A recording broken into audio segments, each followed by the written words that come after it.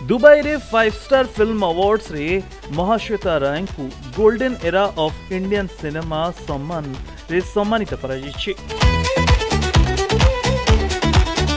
एवं अन्यपटे मुनमुन सेन को जीवनव्यापी साधना सम्मान दिया जायछि।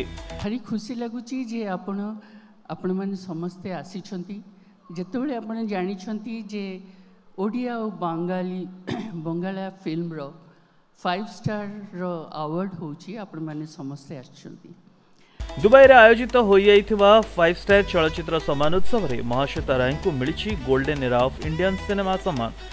आरआर इवेंट्स एवं सिने प्रोडक्शन एसोसिएशन पक्षरु दुबई रे एक वर्णाढ्य परिवेश मध्य रे रंगारंग कार्यक्रम सह आयोजित हो जाइछि 5 स्टार अवार्ड्स। तेबे दुबई रे बसवास करुवा तथा कार्यरत ओडिया मानक सह बंगाली सिनेप्रेमी माने एही चलचित्र सम्मान पुरस्कार कार्यक्रम रे जोग दैथिले। ए समय निज माटीर कलाकार को देखि प्रवासी ओडिया एवं प्रवासी बंगाली माने खुशी अनुभव करथबा बेले अनुरूप भावे कलाकार माने मध्य विदेश माटी रे निज राज्यर कला और संस्कृति को प्रदर्शित करी खुशी होइथिले। बांगलाय यदि बोलते हो तो आमी एई कथाटाई बोलबो जे भालोबासा भालोबासे शुधुई ताके भालोबेसे भालोबासाय बेधे जे राखे এই ধরনের কথা।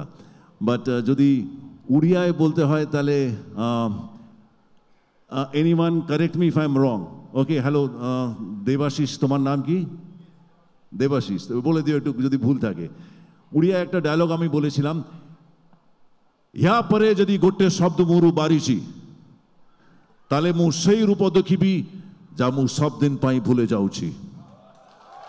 आयोजित 5 स्टार फिल्म अवार्ड्स दुबई 2025 रे जीत को एवरग्रीन सुपरस्टार अभिनेता ऋतुपर्णा सेनगुप्ता को एवरग्रीन सुपरस्टार अभिनेत्री सम्मान मिलछि। जयदीप मुखर्जी को वर्षर सर्वश्रेष्ठ निर्देशक, राणा जय भट्टाचार्य वर्षर सर्वश्रेष्ठ संगीत निर्देशक भाव सम्मानित होइछन। से भली बेस्ट सिंगर महिला इमोन चक्रवर्ती, बेस्ट एक्टर टेलीविजन रे साहेब सौम्य भट्टाचार्य, बेस्ट एक्टर एमिति अनेक मिली अवार्ड। बॉलीवुड सिने कलाकार रंगारंग कार्यक्रम एवं डांस समस्त को मतवाला करथिला। Bureau report, Pradeep TV.